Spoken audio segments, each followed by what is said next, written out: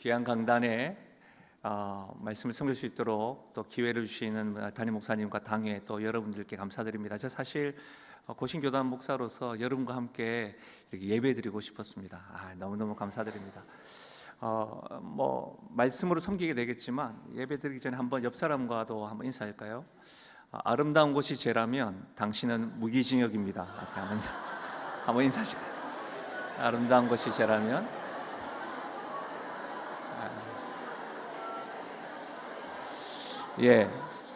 제가 보니까 이쪽에 한 두 분, 제가 영안이 있지 않겠습니까? 이쪽에 좀 한 분 정도는 아닌데 사망인데 이렇게 하시는 분이 있는 것 같습니다.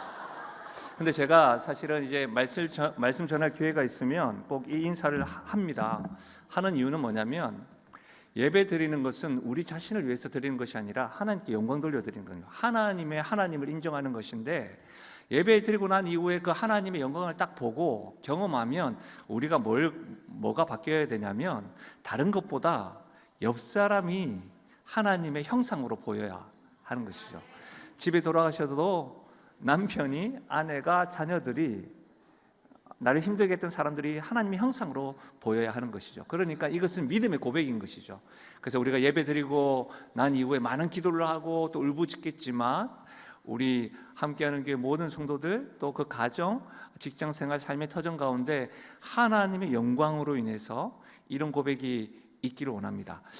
이제 설명해 드렸으니까 방금처럼 막 부끄러워하고 아우 됐어 이러지 마시고 바로 한번 인사할까? 한번 제 말 들어보고 한번 따라 한번 해보십시오. 아름다운 것이 죄라면 당신은 무기징역입니다. 한번 옆 사람에게.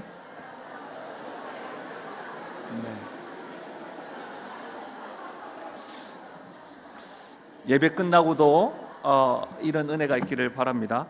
저는 본문의 말씀을 가지고 일어나라 라는 제목으로 말씀을 나누겠습니다. 우리가 심쿵이라고 하는 말 있잖아요. 심쿵. 이 심쿵이라고 하는 말은 이 뭔가에 매료되어서 심장에 쿵 하고 충격이 왔다는 의미로 우리는 심쿵이라고 하는 말을 씁니다. 근데 이제 이 심쿵이 사람들에 대해서 제가 지금 여러분에게 심쿵한 것처럼 여러분도 그렇죠? 좋네요. 이 심쿵이 단지 사람뿐만 아니라 우리는 신상, 신발이나 옷이나 휴대폰이나 이런 것들 봐도 이상하게 심쿵할 때가 있습니다. 저는 분명히 말씀드리지만 아담의 후예입니다. 그래서 사과를 참 좋아해요. 사과에서 뭔가 신제품이 나오면 그렇게 심쿵합니다. 아는 사람은 들을지어다. 그런 거죠. 심쿵해요. 그러니까 아름답고 멋진 여성과 남성을 보고만 심쿵하는 것이 아니라 심지어는 사물이나 애완동물을 보고도 심쿵합니다. 저는 저희 집에 강아지가 한 마리가 있습니다. 색깔이 회색이에요. 그래서 이름이 먹구름이에요. 그냥 구름이가 아니라 회색이라서 먹구름이에요. 제가 집회를 하거나 또 교회 사역을 하고 집에 들어가면 11시가 될 때도 늦게 들어가잖아요. 그럼 저희 집안에는 새 여인은 다 자빠져 잡니다. 그런데 자다가 제 목소리를 들으면 그 먹구름이 기우뚱 거리면서 꼬리가 끊어질 정도 흔들면서 저를 맞이하고 또 가서 잡니다. 근데 그 모습에 저는 또 심쿵하는 거예요. 심쿵은 이런 거라는 거죠. 단지 멋진 남성과 여성들에게만 있는 게 아니라 심쿵은 내 마음에 쿵하고 충격이 왔다는 의미예요. 아마 이 자리에는 저보다 연배가 많으신 믿음의 선배님도 계시고 저 또래에 있는 분들도 계시고 또 저보다 이렇게 연소하신 분들도 계신데 혹 이전에 제가 심쿵했던 드라마 가운데 하나가 박신양이 나오는 이게 파리의 연인이라고 하는 드라마가 있었는데 이거 있잖아요. 애기야 가자 이거 있잖아요. 야 애기야 이런 거 있잖아요. 제가 최근에 우리 교회 새 가족이 오셨는데 새 가족이 보니까 완전 공유를 단 공유. 저는 아닙니다. 공유를 새 가족이. 근데 그분이 여러분 도깨비라고 하는 드라마에서 보면 이런 거 있잖아요. 이렇게 다 음악이 깔려야 되는데 너와 함께 한 모든 시간들이 눈부셨다. 날이 좋아서, 날이 좋지 않아서, 날이 적당해서 모든 좋았다. 이런 거 있잖아요. 심쿵. 이런 거는 적어야 됩니다. 우리가 잠언만 묵상할 것이 아니라 이런 건 적어야 되는 것이죠. 제가 또 좋아했던, 참 좋아하는, 어떻게 그렇게 남자로서 봐도 참 어떻게 그렇게 고울까요? 송중기 씨가 나왔던 그 태양의 후예 그런 거 있잖아요. 그래서 혈액형이 뭔데요? 당신이라는 감옥의 종신형? 뭐 이런 거 있잖아요. 그러면 뭐 이 시간 이후로 내 생각만 합니다 하면 뭐 할까요? 사과할까요? 고백할까요? 뭐 이런 거 있잖아요. 그 어려운 걸 자꾸 해냅니다. 뭐 이런 말들 보면 심쿵하지 않습니까? 제가 왜 계속 이 심쿵이라는 말을 쓰냐면, 저는 오늘 말씀이 저에게는 심쿵 다가왔습니다. 오늘 말씀이 저와 여러분의 삶에 정말로 심장에 쿵 하고 충격이 더하는 하나님의 음성이 들리시기를 주의 이름으로 축복합니다. 본문의 말씀은 예수님과 종교 지도자와의 만남이 기록되어져 있습니다. 이 종교 지도자의 이름은 야이로라고 하는 사람입니다. 그의 직업은 회당장입니다. 이를 이해하기 위해서는 이 회당에 대해서 좀 이해할 필요가 있죠. 이스라엘 백성들은 예루살렘, 그러니까 모든 그 삶의 중심이 성전 중심이었습니다. 근데 여러분, 이것이 이제 포로 생활로 잡혀가다 보니까 성전을 지을 수가 없었던 것이죠. 그러니까 말씀을 배우는 곳, 법적 용도로 사용된 곳이 바로 회당이었습니다. 그러니까 회당에서 늘 예배를 드렸던 것이죠. 그러니까 구약시대 때 포로로 잡혀가 난 이후에 그들이 생활할 때마다 곳곳에 유대인들은 회당을 지었습니다. 회당에서 말씀을 배우고요, 교육하고요, 회복되어진 일들이 일어난 곳이 회당이었습니다. 그 회당의 치프가 회당장이었고 그의 이름은 야이로입니다. 다시 말하면 회당장의 역할은 백성들에게 말씀을 가르치는 사람, 율법을 가르치는 사람입니다. 그들을 교육하는 사람, 그리고 그들의 삶을 정비하는 사람, 그렇게 해왔던 사람입니다. 회당장이 좀 우리에게 오늘날로 적용하자면 목사에 좀 가까운 사람들인 것이죠. 이 야이로의 이름의 뜻은 내가 살리리라. 그러니까 참 이름도 잘 지었죠. 내가 회당장으로서 말씀으로서 교육하면서 당신들을 살리겠다, 뭐 이런 이름의 뜻을 가지고 있습니다. 많은 사람들에게 율법이 진리임을 가르쳤고요, 자신에게 맡겨진 일을 최선으로 다했던 사람이 바로 회당장 야이로. 그래서 많은 사람들에게 칭찬받았을 것이 분명합니다. 그런데 지금 자신의 딸 아이가 죽어가는 것에 이 회당장은 다른 사람들을 살리기도 하고 위로했던 그 사람이 지금은 아버지로도 어떤 영향력도 발휘하지 못한 채 지금 예수님 앞에 나와 있습니다. 여러분, 오늘도 여전히 예수님 주변에는 큰 무리들이 있습니다. 그 무리들 중에는 한번 생각해 보십시오. 일반인들 뿐만 아니라 늘 예수님이 가는 곳에는 말씀이 다른 어떤 서기관보다도 권위 있는 말씀이었고, 또 예수님이 터치하시고 예수님 말씀 능력이 있었기 때문에 귀신 들린 자, 병든 자들이 다 치유가 되었었습니다. 마가복음 2장에 보면 가버나움에서 예수님 말씀을 전하셨을 때, 지금 아시겠지만 지붕을 뜯고 내렸던 중풍병자를 회복시키셨잖아요. 그와 같이 어깨가 모일 정도로 많은 사람들이 예수님을 따라다녔습니다. 요한복음 6장에 보면 오병이어는 아이의 도시락으로 그 기적이 일어났던 것이죠. 그러면 예수님이 가는 곳마다 아이에서부터 노년에 이르기까지 건강한 사람들뿐만 아니라 귀신 들린 자, 아픈 자, 마음이 상한 자들이 항상 함께 했던 것이죠. 지금도 그렇습니다. 그리고 그 자리에 회당장 야이로도 예수님 앞에 있습니다. 그리고 22절 보십시오. 이렇게 말합니다. 회당장 중에 하나인 야이로라 하는 이가 와서 예수를 보고 발 아래 엎드려라고 이야기하고 있습니다. 여러분 생각해 보십시오. 회당장이 발 아래 엎드려 있습니다. 이 말씀을 그냥 읽으시면 안 됩니다. 회당장이 누구냐?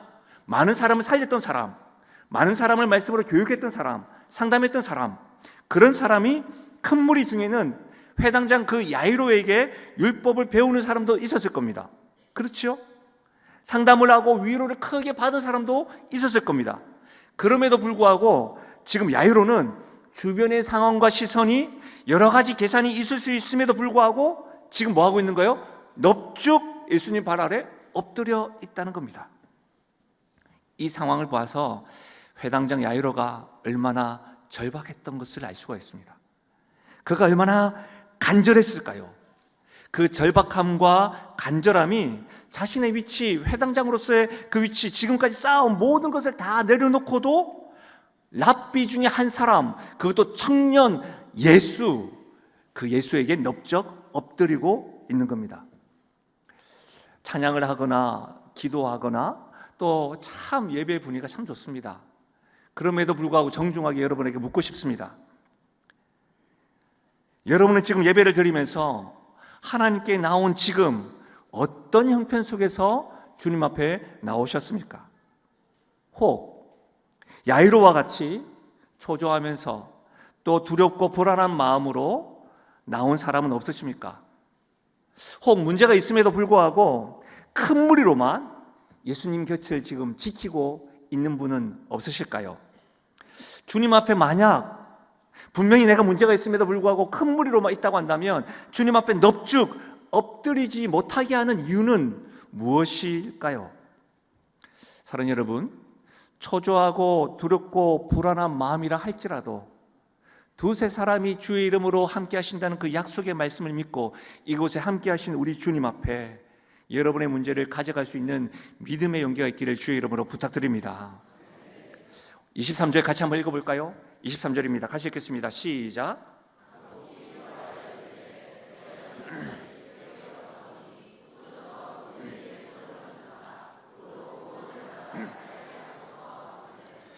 회당장 야이로가 예수님 발 앞에 넙죽 엎드린 이유가 기록되어져 있습니다. 그의 어린 딸이 죽게 되었습니다. 아주 위급한 상황이었던 것이죠. 회당장이었음에도 불구하고 말씀을 늘 묵상했던 사람이고 말씀을 가르치는 사람이었음에도 불구하고 자신의 능력으로는 어떻게 할 수 없는 사랑하는 딸이 죽어가고 있는 모습입니다. 그리고 예수님 앞에 넙죽 엎드릴 수 있었던 이유는 단지 간절함 뿐만이 아닙니다. 생각해 보십시오. 당시에도 의사가 있었겠죠.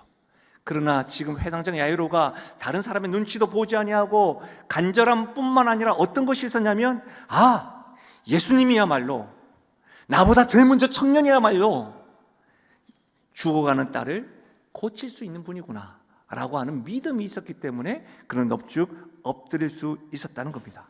그래서 그가 뭐라고 이야기합니까? 오셔서 내 딸 위에 손을 얹으셔서 구원으로 살게 해주십시오, 이렇게 이야기하고 있는 겁니다.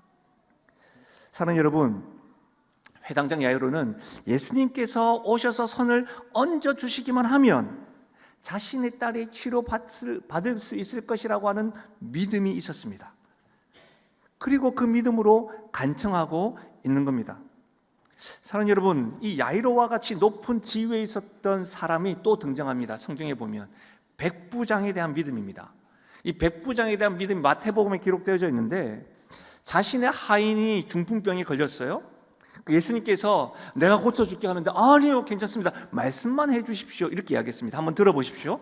마태복음 8장인데요 백부장이 대답하여 이르되 주여 내 집에 들어오심을 나는 감당하지 못하겠사오니 다만 말씀만 하옵소서. 그러면 내 하인이 낫겠나이다. 나도 남의 수하에 있는 사람이요 내 아래도 군사가 있으니 이러러 가라 하면 가고 저러러 오라 하면 오고 내 정도로 이것을 하라면 하나이다. 예수께서 들으시고 놀랍게 여겨 따르는 자들에게 이르시되 내가 진실로 진실로 너에게 이르노니 이스라엘 중에 아무에게도 이만한 믿음을 보지 못했다. 지금 예수님이 뭐 하고 있는 거예요? 감동하고 있는 거예요. 예수님이 말해서 내가 가서 해줄게. 아니요, 말씀만 해주십시오. 백부장은 또 유대인이 아니에요. 이방인이에요. 엄마야, 너무 놀라셨던 거예요. 흔히 말하면 예수님이 자랑하고 있는 거예요. 자랑하고 있는 거예요. 직접 집으로 오시지 않고 말씀만 하면 된다고 했던 겁니다. 어떻게 이렇게 가능합니까? 이방인이고 부족함이 없고 권력을 가진 그가 어떻게 이렇게 겸손하게 주님 앞에 나올 수가 있는 것일까요? 여러분, 회당장 야이로, 백부장의 믿음을 보면서 우리는 한 가지 돌출을 해낼 수 있는 것이 있습니다. 하나님께서 기뻐하시는 것은 뭐다? 믿음이다. 믿음이에요. 하나님의 마음을 움직이게 하는 것도 뭐다? 믿음이라는 것을 알 수가 있습니다. 사랑하는 여러분, 하나님께서는 오늘 이 밤에 여러분에게 다른 그 어떤 것을 요구하기 전에 하나님에 대한 확신, 하나님에 대한 믿음을 요구한다는 것을 믿으시길 바랍니다. 그렇다면 여러분의 믿음은 어떻습니까? 나의 믿음은 지금 오늘 본문에 기록되어 있는 야이로의 믿음에 가까우십니까? 아니면 백부장의 믿음에 가까우십니까? 여러분, 그것도 아니면 어떤 형태로 지금 어떤 믿음의 모습으로 주님 앞에 나오셨습니까? 내가 믿는다고 말하는 이 믿음이 여러분의 삶 가운데 지금 어떻게 작동되고 있으십니까? 우리 주님께서는 오늘 여러분의 믿음을, 저는 다 알지 못하는 여러분의 믿음을 어떻게 보고 계실까요? 예수님께서는 지금 야이로의 믿음의 요청에 그와 함께 아픈 딸이 있는 곳으로 향하고 있습니다. 예수님과 야이로만 향하고 있는 것이 아니라 큰 무리도 예수님을 따라 향했습니다. 근데 여러분, 우리가 오늘 말씀을 띄엄띄엄 읽었잖아요. 그렇게 한 이유가 뭐냐면 가는 와중에 본문에 끼어 있는 사건이 있습니다. 한 여인이 끼어들었습니다. 그 여인은 누구죠? 12년 동안의 혈루증 여인입니다. 이 혈루증은 부인병인데 월경 외에도 계속 피를 흘리는 하열 증세가 혈루증입니다. 여러분, 성경에 보면 12년 동안 많은 의사에게 많은 괴로움을 당했다, 다시 말하면 만성질환을 앓았던 여인이었습니다. 어쨌든 이 여인이 지금 야이로의 집으로 향하고 있는 예수님의 발걸음을 멈추게 한 거예요. 여러분, 야이로 입장이라고 한번 생각해봐요. 지금 우리 딸이 지금 아파가지고 시름시름 앓고 있는데 급하잖아요. 급한데 지금 보도 못했던 한 여인이 예수님을 딱 맡고 있는 거죠. 얼마나 속이, 지금 빨리 가야 되는데, 빨리 가서 예수님이 지금 손을 얹어주셔야 되는데, 죽음으로 향하고 있는 딸의 걸음을 예수님께서 멈추게 해야 되는데, 기대하면서 집을 향하고 가고 있는데 혈루증 여인이 지금 지체하고 있다는 겁니다. 오늘 35절에 이렇게 말씀하고 있습니다. 마가복음 5장 35절인데요. 아직 예수께서 말씀하실 때에 회당장의 집에서 사람들이 와서 회당장에게 이르되 당신의 딸이 죽었나이다. 지금 보십시오. 아직 예수께서 누구와 말씀하실 때요? 혈루증 여인과 말씀하실 때에 지금 가고 있는 회당장 여인이 뭐 했다고요? 죽었다. 지금 혈루증 여인과 대화 중에 있는 겁니다. 여러분이 야이로의 입장이라고 한다면 어떤 심정이었을까요? 내가 먼저 예수님을 요청했다니까요. 내 아이를 낫게 하려고 예수님을 요청하고 지금 가고 있는 중인데 누가 갑자기 들어와가지고, 그런데 그러고 나서 가서 내 아이가 회복되면 뭐 그거야 뭐 문제가 있겠으나, 근데 이 사람 때문에 지금 뭐 했다? 내 아이가 죽었어요. 아직도 대화 중입니다. 근데 문제는 이 여자는 지금 완치되었어요. 완치돼서 빨리 가야 되는데 지금 대화 중에 있다니까요. 지금 제가 흥분하고 있는데 여러분 흥분 안 되십니까? 자신의 딸은 죽음을 향해 달려가고 있는데 말입니다. 이때 바로 곁에서 야이로는 어떤 생각이 들었을까요? 제가 이 본문 속으로 딱 들어가고 제가 야이로다 생각하면, 아, 예수님, 내 딸은요? 내 딸의 고통은요? 무엇이 더 위급한지를 모르시는 겁니까? 다 나았잖아요. 내 딸은 죽어가고 있는데 이건 너무 언페어해요. 비합리적이지 않습니까? 이런 말을 할 것 같아요. 그렇게 생각해 보니까 예수님을 향한 야이로의 믿음이 지금 흔들리는 것처럼 저는 보여요. 지체되어진 예수님의 걸음, 아직 예수님은 나에게까지 관심을 두시고 않는 것 같고, 난 예수님께 무슨 우선순위가 밀려있는 것 같기도 하고, 예수님의 모습이 너무 언페어하고 비합리적인 것, 이해가 되지 않는 것 같아서 처음 주님이 오셔서 손대어 주신 우리 딸이 낫겠습니다, 제가 이 해당장이지만 넙죽 엎드려서 주님을 맞이하려고 합니다, 이 믿음이 흔들리고 있는 것 같아요. 사랑하는 여러분, 우리 역시도 우리 인생에 하나님 역사가 지체되는 것 같을 때, 하나님 역사와 나의 기도의 응답이 지체되는 것 같을 때, 우리 역시도 주님에 대한 믿음이 흔들릴 때가 있지 않습니까? 우리는 믿음은 분명히 있습니다. 근데 내가 이 예배 드릴 때는 하나님께 기뻐하면서 찬양을 하고 있지만, 우리 집 가정은, 내 삶은 막장 드라마보다 사건이 더 빨리 전개되고 계속해서 어두운 터널인데, 하나님의 말씀은 아직이다, 기다려라, 인내해야 한다, 이 말이 믿음을 있는데 힘겹게만 들리지 않으시냐, 이렇게 말씀드리는 겁니다. 신앙생활 하시고 훈련을 받으셨다고 한다면 로마서 5장에 기록된 대로 우리가 환난 중에 즐거워하나니 환난은 인내를, 인내는 연단을, 연단은 소망을 이루는 줄 안다. 알고 있음에도 불구하고 지체되는 이 상황이 나의 삶에 아직도 간섭하지 않으시는 주님의 응답과 손길과 그 주님의 터치가 저의 믿음을 흔들리고 있지는 않으시냐, 이 말입니다. 다시 한 번 더 말씀을 한번 보십시오. 35절입니다. 예수께서 아직 말씀하실 때에 회당장의 집에서 사람들이 와서 회당장에게 이르되 당신의 딸이 죽었나이다. 어찌하여 선생을 더 괴롭게 하나이까? 제가 어디에다가 마킹을 했습니까? 당신의 딸이 죽었나이다. 사실 냉정하게 생각할 때면 조금 지체되더라도 딸 아이가 살아만 있다면 힘듦을 견딜 수 있는 것 아니겠습니까? 그렇지 않습니까? 기도 응답이 조금 늦다 할지라도 반드시 응답이 이루어진다고 하는 확신이 있다면 계속 우리가 두드릴 것이고 주님 앞에 엎드려 구할 수 있습니다. 그러나 주님의 만져주심을 바라고 있는데 지체되고 혈루증 여인 때문에 딸아이는 뭐 했습니까? 죽었습니다. 다시 말하면 나의 기대와 소망은 이미 결론이 나 버렸습니다. 딸아이의 죽음의 소식을 듣게 된 이 야이로의 마음은 어땠을까요? 이미 기대와 소망이 끊어져 버렸습니다. 본문에는 나타나 있지 않지만 야이로는 주님에 대한 믿음이 흔들리고 있는 겁니다. 뜨겁게 찬양을 하고 주여 부르고 있는 여러분은 어떠시냐, 이 말입니다.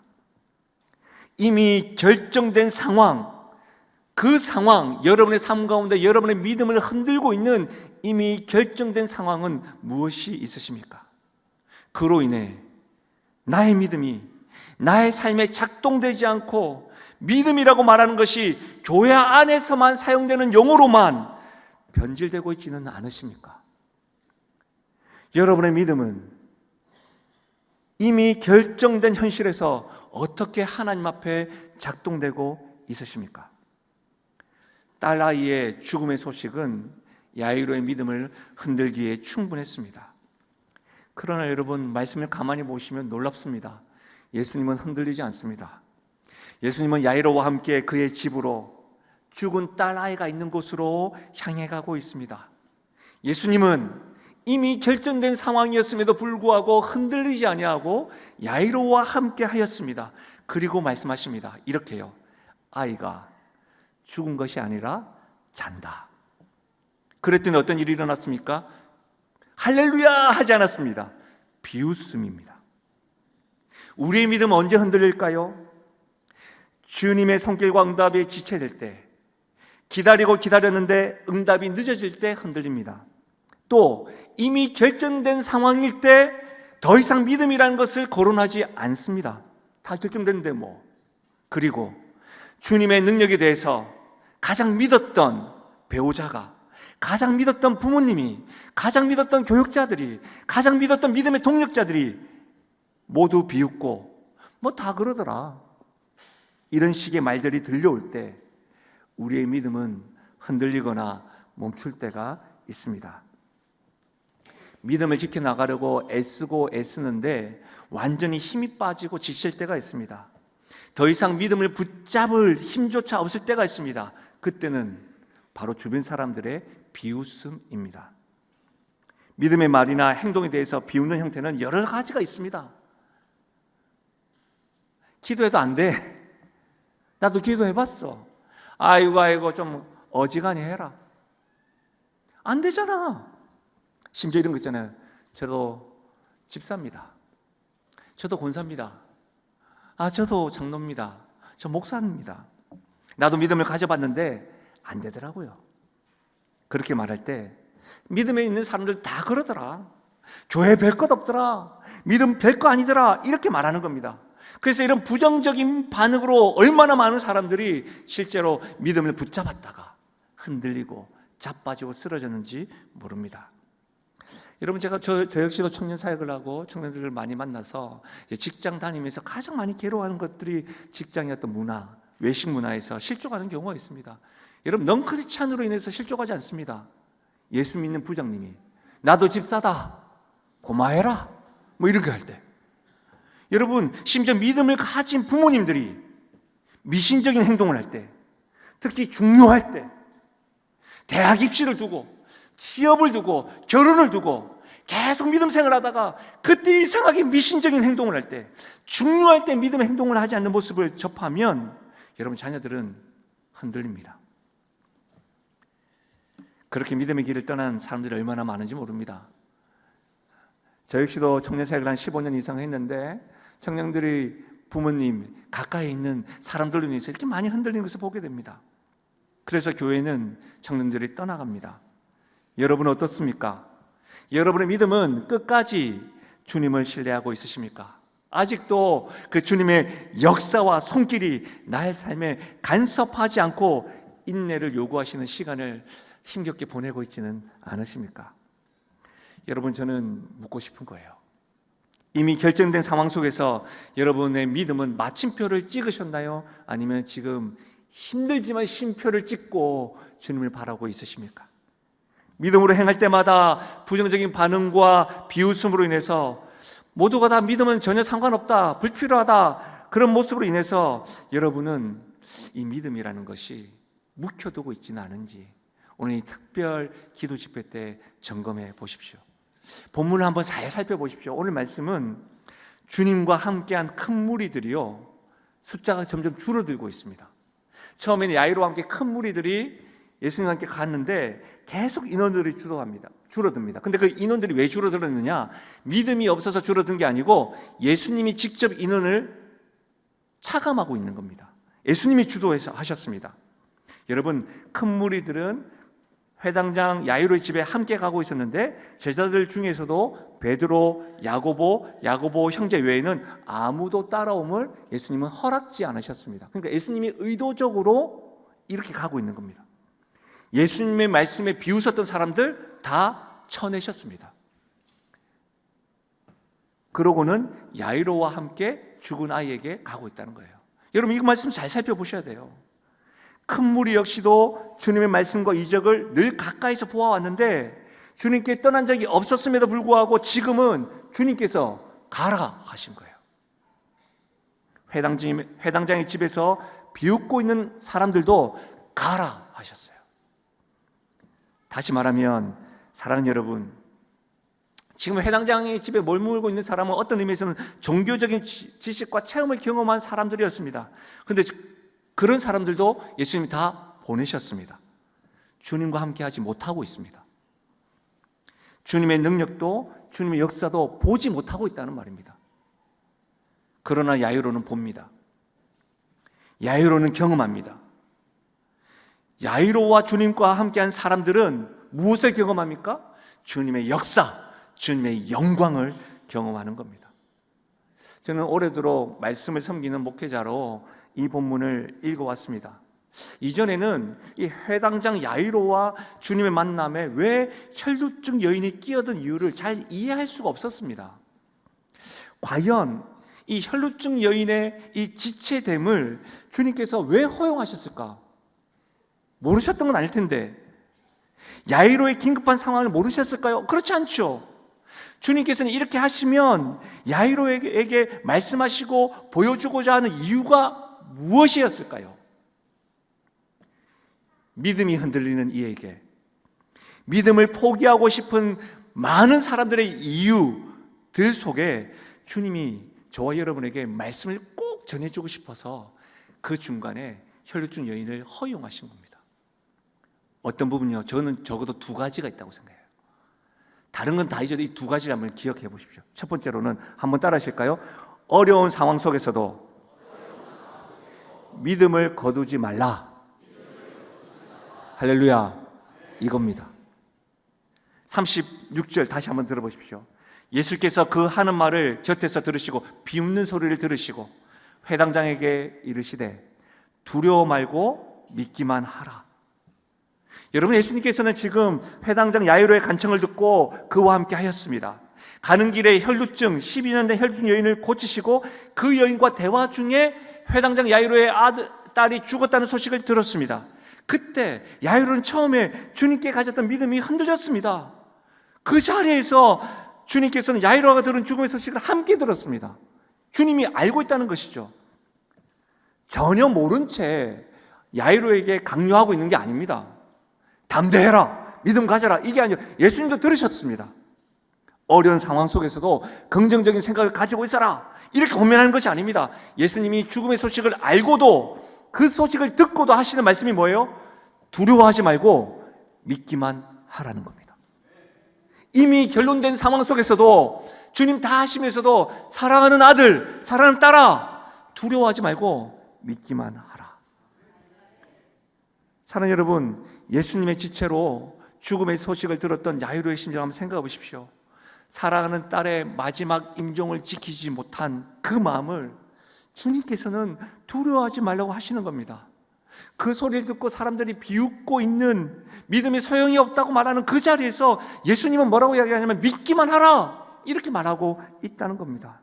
놀라운 것은 원어로 보면 이 믿기만 하라는 현재형 명령형입니다. 그러니까 과거가 아니라 현재형 명령형. 계속해서 믿으라는 겁니다. 계속해서. 한 번 믿고 끝나지 말고 계속해서 믿어. 어떤 부정 비웃음이 들리든 또다시 어떤 이미 결정된 결론이 있다 할지라도 믿음을 거두지 말라는 주님의 명령인 거예요.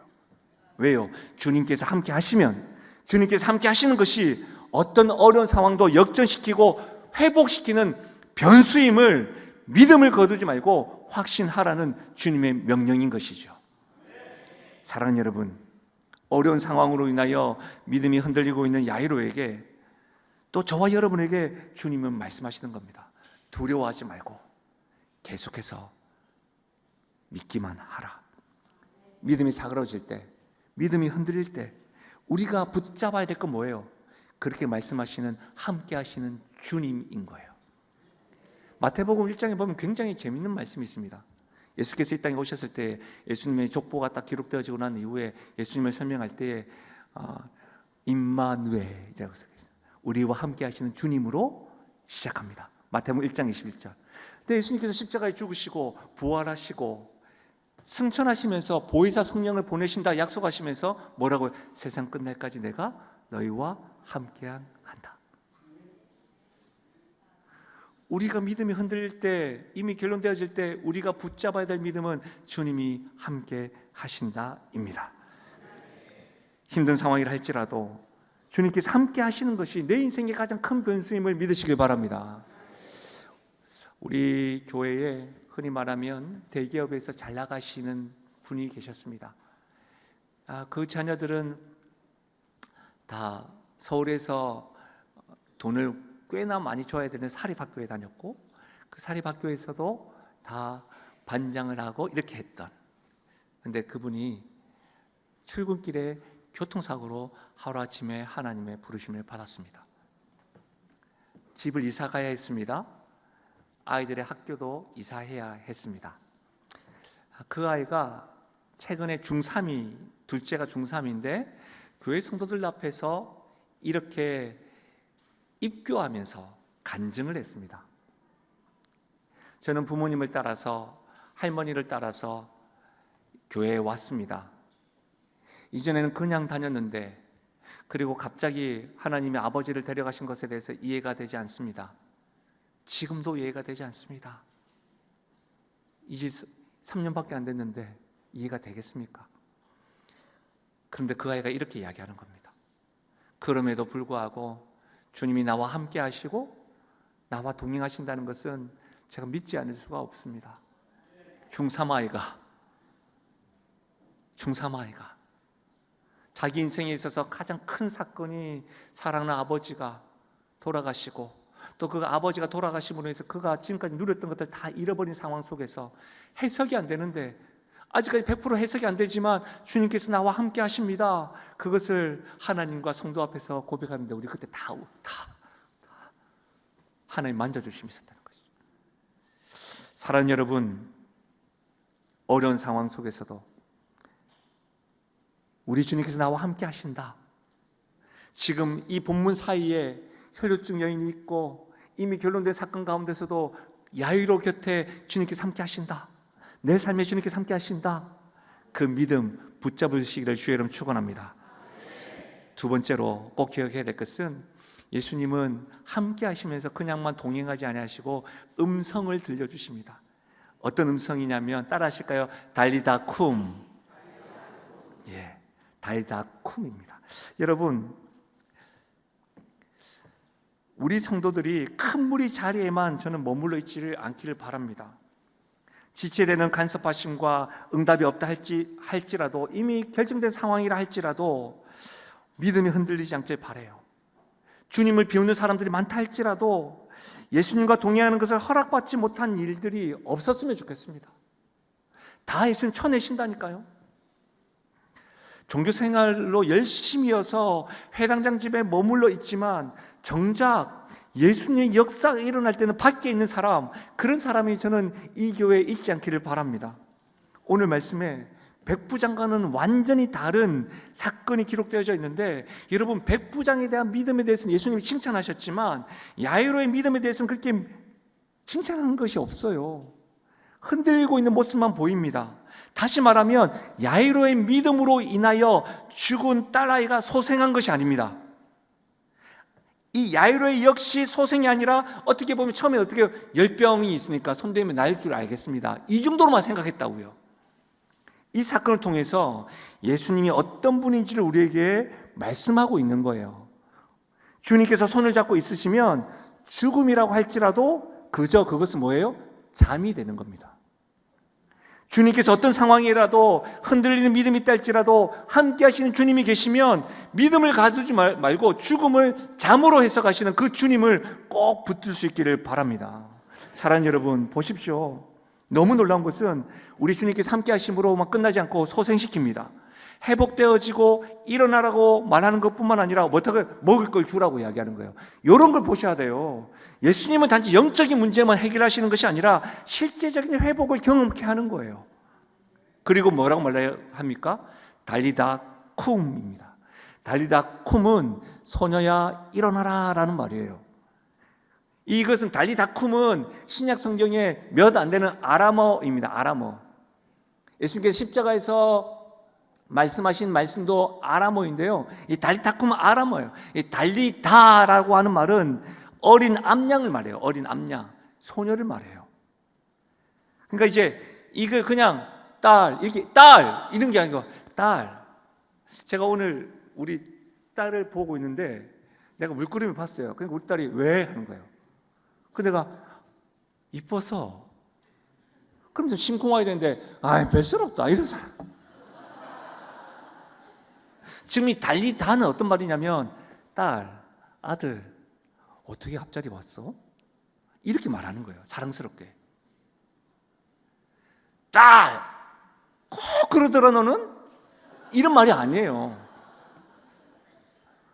딸, 아들 이렇게 말하는 거예요. 그리고 뭐래요? 쿰, 일어나라. 무슨 말이냐면 이렇게 생각하시면 달리다 쿰은 잠자고 있는 딸 아이들을 딸 일어나.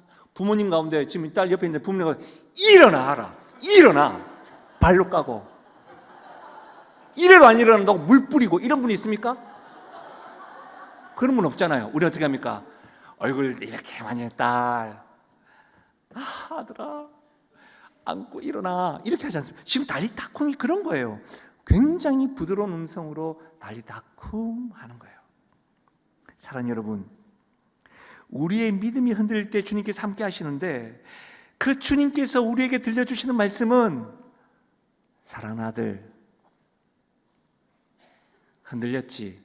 너 신앙생활 한 지 얼마나 됐는데 왜 이렇게 흔들리냐? 이렇게 말씀하신 게 아니고요, 아들 많이 힘들었지? 딸 힘들었지? 일어나라, 내가 너와 함께 하잖아. 이렇게 말씀하시는 거예요. 사랑하는 여러분, 언어의 온도라고 하는 책이 있습니다. 그 언어의 온도라고 하는 책에 보니까 이런 내용이 있더라고요. 언어에는 나름의 온도가 있습니다. 따뜻함과 차가움 정도가 저마다 다릅니다. 온기 있는 언어는 슬픔을 감싸 안아줍니다.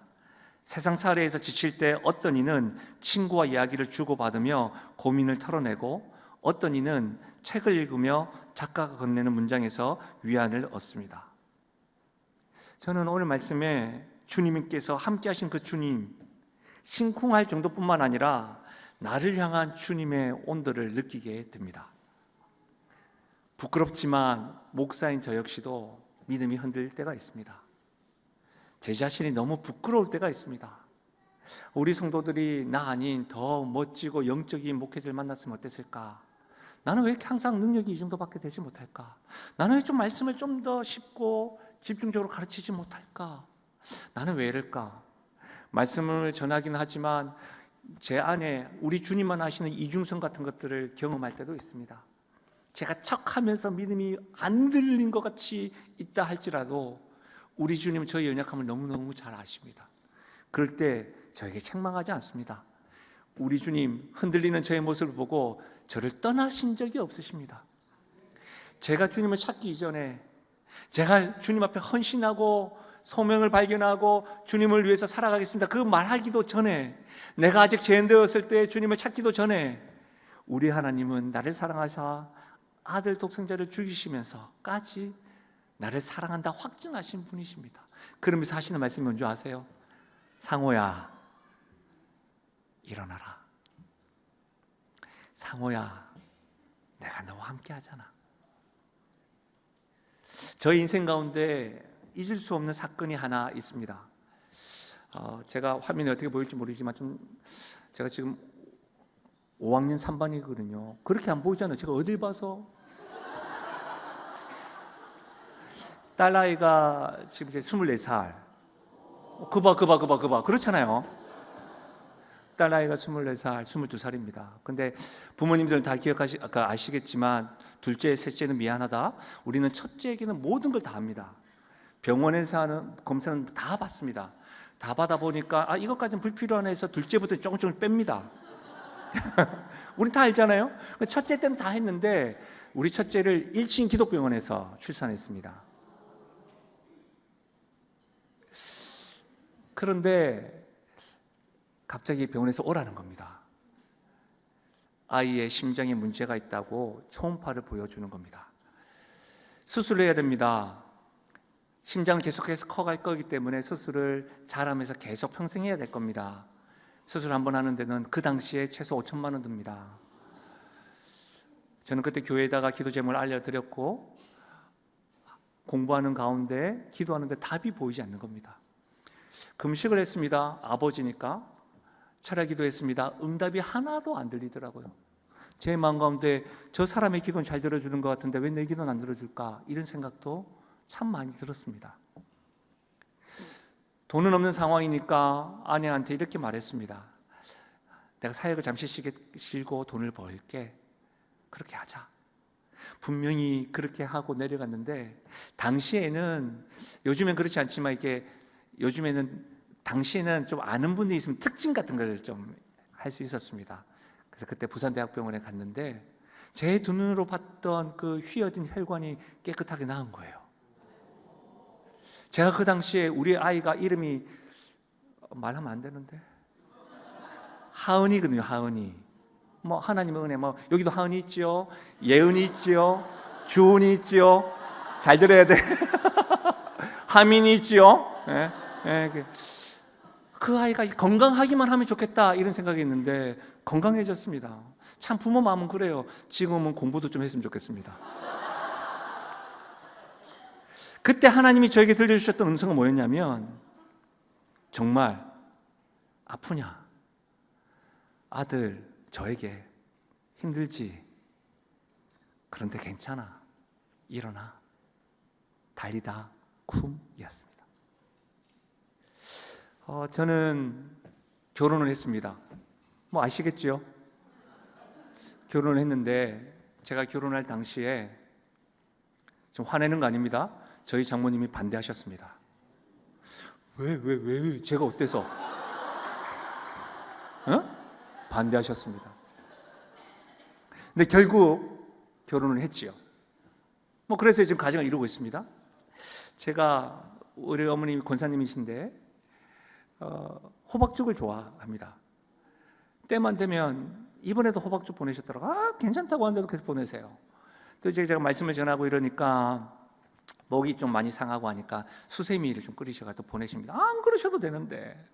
오늘도 제가 함께하는 교회에서 정말 세심하게 배려해 주셨더라고요. 차를 도라지청을 좀 해주셨더라고요. 섬겨주시는 분이 대단합니다. 어쨌든 저희 어머님도 때마다 저한테 그러세요. 여러분, 처음에 저를 반대하셨잖아요. 우리 어머니 왜 그러실 거예요? 첫 번째, 미안해서. 두 번째, 딸을 맡겨서. 저는 다른 거 다 몰라도 두 번째가 더 가깝지 않을까 싶습니다. 사랑하는 여러분, 예수님을 통해서 우리 하나님은 우리에게 음성을 들려주시는데 저와 여러분이 헌신을 잘해서가 아닙니다. 저와 여러분이 예배를 잘 드려서가 아닙니다. 저와 여러분이 하나님 앞에 크게 부르짖고 열심을 다해서가 아닙니다. 우리 하나님이 하나밖에 없는 아들 주셔서 우리의 믿음이 흔들린다 할지라도 우리는 때때로 우리 주님에게 낙심하고 삐지기도 하고 내가 정말 좋았다가 낙담한다 할지라도 우리 주님이 떠나지 않는 이유는 우리를 위해서 생명도 아끼지 않으셨고 독생자를 주셨기 때문입니다. 그래서 우리 주님이 뭐라고 이야기하십니까? 아들, 딸, 일어나라. 달리다 쿰. 사랑하는 여러분, 우리를 심쿵하게 하시는 이 주님의 음성이 주님이 다시 오시는 그날까지 여러분에게 달리다 쿰 들려지셔서 여러분 삶 가운데 주님의 따뜻한 온도가 매일마다 경험되어지기를 주님의 이름으로 축원드립니다. 어려운 상황이라 할지라도 지체되고 응답이 늦어져서 인내하기 힘들 때에도 이미 결정된 상황 속에서도 주변에서 부정적인 반응으로 비웃는다 할지라도 여러분의 심령 가운데 주님의 음성 어떻게 해요? 달리다 쿰. 믿음이 흔들리고 나의 믿음이 어디 갔는지 모른다 할 때에도 함께 하시는 주님의 음성 달리다 쿰. 사랑하는 여러분의 가정에 우리 주님의 음성 달리다 쿰. 사랑하는 아들아, 사랑하는 딸아, 일어나라. 우리 믿음의 세대들에게 달리다 쿰. 우리 다음 세대들에게 달리다 쿰. 불신의 이름 땅바닥에 밟혀버린 이 한국교회라 할지라도 우리 주님께서 들려주시는 음성 달리다 쿰. 함께하는 교회 가운데 너희들 어떠한 상황이라 할지라도 내가 너를 떠나지 아니하고 사랑하는 아들아, 사랑하는 딸아, 달리다 쿰. 우리 영혼 깊숙이 이 주님의 음성이 메아리어 쳐져 내 삶을 사로잡는 일어나라 아들, 딸, 달리다 쿰. 이 음성이 새겨지고 그 음성과 더불어 주님과 동행하며 나아가시는 사랑하는 주의 백성들이요 성도요 함께하는 교회 되시기를 주님의 이름으로 축원합니다.